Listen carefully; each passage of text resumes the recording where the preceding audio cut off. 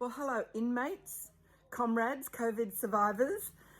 This morning I did one of my very first Zoom COVID catch-ups. A great chat with some people that I've met on social media, but not face-to-face. Well, today we got face-to-face. I asked them a series of questions and they answered them. Hey. Hey, how you doing? Can you see me? I can. Can you hear me? I can hear you. I can see you and Awesome. I can hear you. It's the COVID shit show. So I made myself a vodka cranberry, and Barbara just yelled out from the other room. She says, "You know that cranberry juice expired like 3 years ago." There he is. Hey, Dennis. Can you hear us? You have to unmute yourself. Video, and I got some audio. Hi, Chris. How are you going? Good, good. Dennis, this is Brian. You can see each other. Come and say hello, Barbara. She can hear you. Okay, well, we have a saying in the States, it's 5 o'clock somewhere. Right. So that means you can drink anytime. That's right.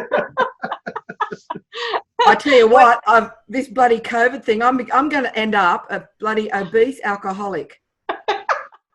Hey, Alison. Hey. Look at her. Now, she's a professional. Look at her background. Well done, Alison. Or Rocky. What do you want us to call you? Rocky. Rocky, right, Rocky. Isn't that right, Rocky? You actually get into the mechanical part of things. Only because I have to.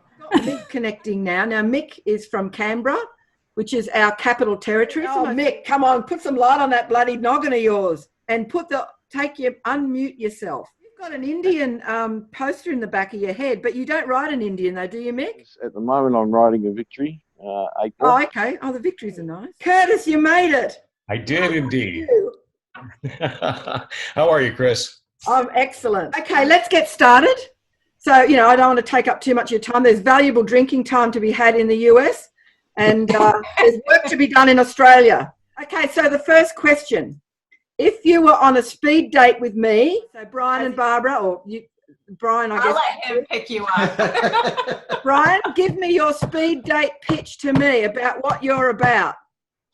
Well, is it the speed date or is it an elevator pitch? Because if it's a speed date, my name is Brian. I'm a Libra. I'm into long motorcycle rides with my groovy girl, and I can edit videos all night long. Oh. And Chris, when I look into your eyes, I see the glistening blue waters of the Great Barrier Reef. And when I feel the smoothness of a glass of fine Australian wine, hours of deep conversation, and Barbara coming at me with a big... Anything else that you want to tell us about the two Indians? Okay. Now that we're in the elevator with all these people around, I've got this great dynamic YouTube channel called Two Indians with my beautiful wife, Barbara, and we provide hours of unpaid promotions for brands I love, like Indian motorcycles and countless accessory manufacturers. And I have a copy of our sponsorship agreement here if you'd like to have one. Yeah, you do some great work on the videos as well. And I, for one, appreciate the time you put in, because when I watch it, I go, oh my God, that was a good edit. Oh, that was a good that. So you know what to look for. Yeah, the editing is everything. Yep. Okay, now Dennis and Jody. Jody, you can feel free to jump in, even though that I have picked your husband up once in Australia, about what it is Dennis is about. Well, I'm an Indian rider, and I'm a big guy on agriculture, if you're that, and I love traveling the planet. Yep. Nice. And you've got business in Australia, which of course is how we met. And it's in the agricultural grain industry, right? Yes. And what Indian do you ride? I got a Roadmaster. Roadmaster. Before we move on, Barbara and Brian. Brian's on a Springfield, which is one of my favourite. And Barbara, what are you on, a Chieftain? I ride the 2018 Chieftain. Yeah, nice. Now, Mick, my fellow Aussie here. Mick, give us the elevator pitch on what Mick does and what you ride. Well, okay. As you can see the picture behind me, that was a gift from the kids because they know what I want to ride. I'm still riding the Victory Vegas at the moment, and I got a series of bikes. But these days I'm working for superannuation in defence. I look after all the people out there and our people in our defence forces to make sure they have a good retirement. So you've been riding a long time, Mick. Yeah. I can tell you the bug bit me. I was like about 10 years old. And Mick, you're from Canberra in New South Wales, which is about 3 hours south for a Sydney person. Yeah. Like yourself. Yep. Yeah. It is renowned for the brown paper bag pornography industry, though, I believe. Yeah, I found that out when I first got here, because it took me weeks to find out that, the brown paper triple X industry works out from behind. Rocky. So, Rocky, give us your elevator. You're a fascinating girl, so tell us about Rocky. I'm glad you think so. I am not that fascinating. I'm just a regular girl. I've been riding for about 20 years. I've got 3 kids and a husband and a garage full of bikes. Nothing. So I just rode it and had no problems until I crashed. Oh. Totaled the bike, almost totaled me. And my replacement bike was a Ural. I don't know if you are familiar with I love Urals. Oh, yeah. Yep. Yeah, so sidecar, you've got the sidecar get up? I got the sidecar get up. Yep. A whole lot of time and money trying to get the bike to a dealership or fix it myself. So that's what started it all. So that's what started the Rocky wrenches and rides, and you do little sort of maintenance videos, not so much it's just you working it out. I'm very impressed. And a Ural and a sidecar. Has any of my people here ever ridden a sidecar apart from Rocky? Yes. Yeah. Yeah, Totally. they're bloody hard. I did a sidecar lesson a year or 2 ago, and I rolled the whole thing down a hill. I was only the second student that had ever done that. I came to fame, but they're not easy. Yeah, they're not easy. So power to you, Rocky. You've got a Ural, a sidecar, and you do most of your own maintenance yourself. I do all of my own maintenance myself. All of it. And what about hubby? Is he useless? Is he? My husband's very great. Yeah, he doesn't do it for me. He tells me to do it. So, it gives me encouragement. A bit of tough love. A bit, yeah, sometimes, yeah. Unless, I had a hard time getting, something taken apart. And I say, Jimmy, come here, so he'll muscle it done, but he leaves it to you. Oh, my God, I'd be offering him a head job or something just to do the job for me. Now, Curtis. Yes, ma'am.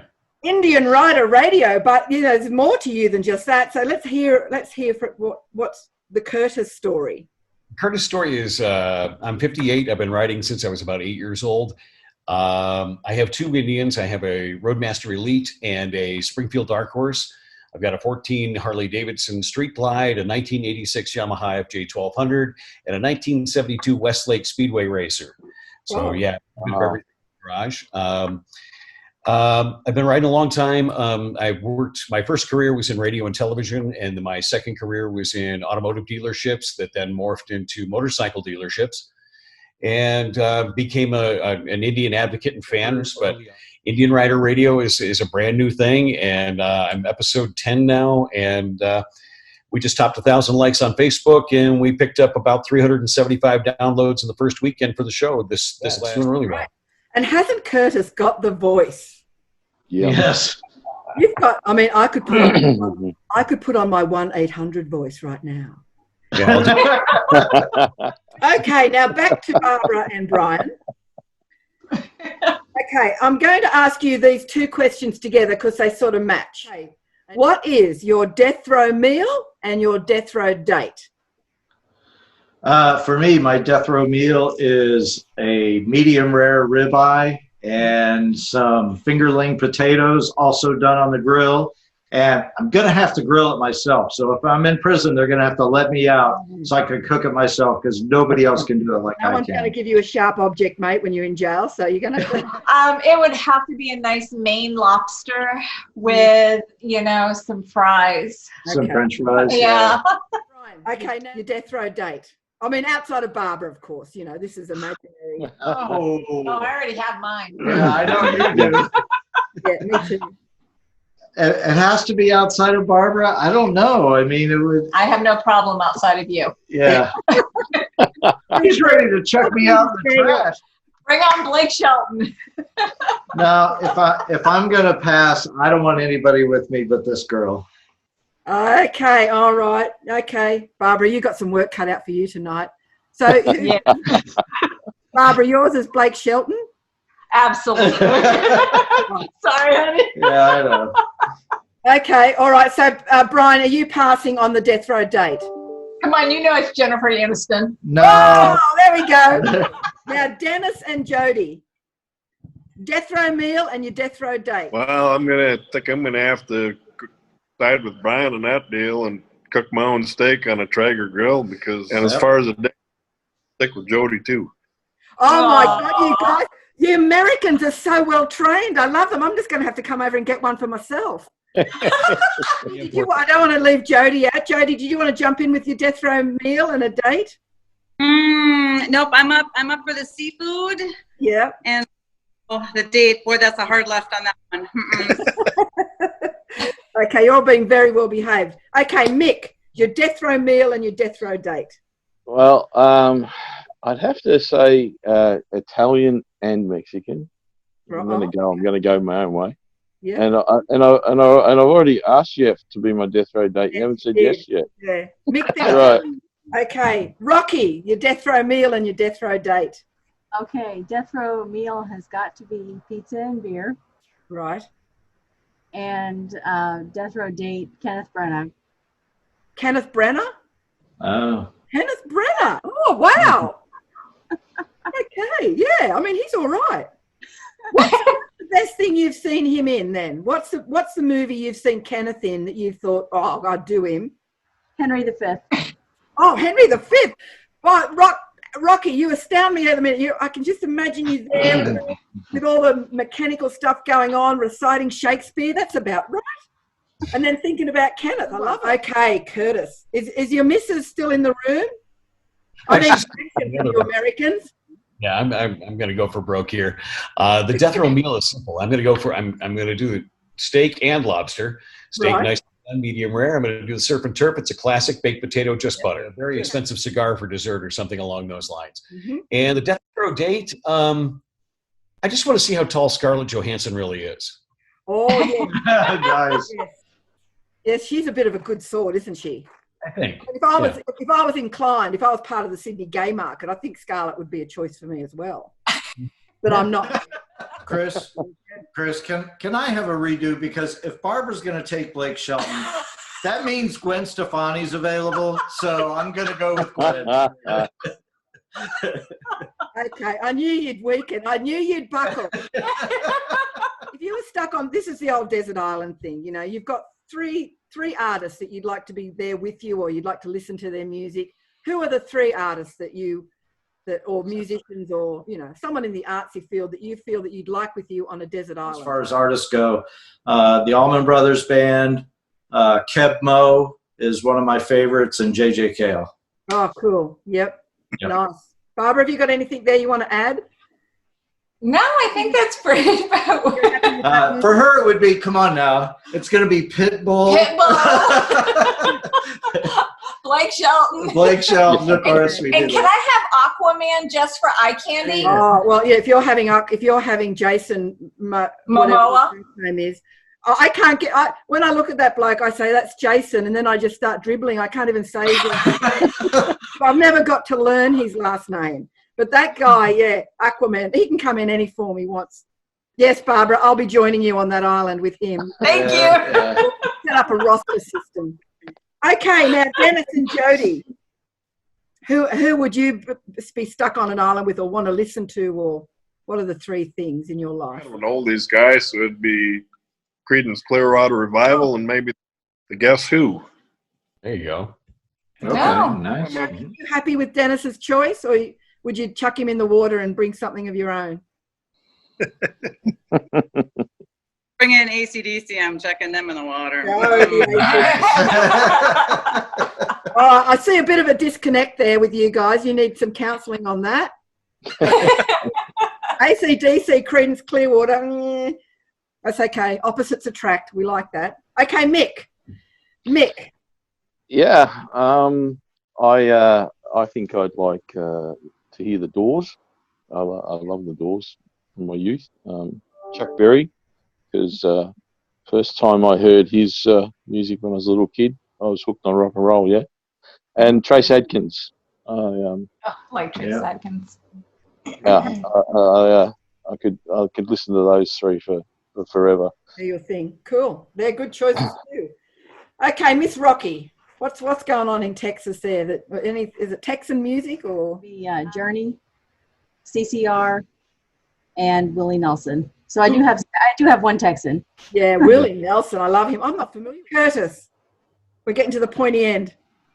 Okay, so desert island music artist type thing. Okay. I probably would have to have at least a couple of Rush albums. I probably would also lean for Head East and probably Bachman Turner Overdrive. Oh, cool. Gee, we're going to have such a good party on that island, I think. Back to you, with you, Barbara and Brian again. So what is the one most joyous thing that sticks to your mind about motorbike riding in your life? What is the one thing that's top of mind? Riding in the Black Hills. Black Hills? Okay. Yeah, that was the absolute greatest. Yep. I can't wait to get back there. It'll probably be a couple of years, but I want to go back. Yeah. Okay. Dennis, Jody, or? I would say last year when we did our first bike ride in Australia. I had to run solo this year, as you well know, but last year we rode together, and that was that was a high point of our biking career. Okay, Mick, what's your highlight ride of your life?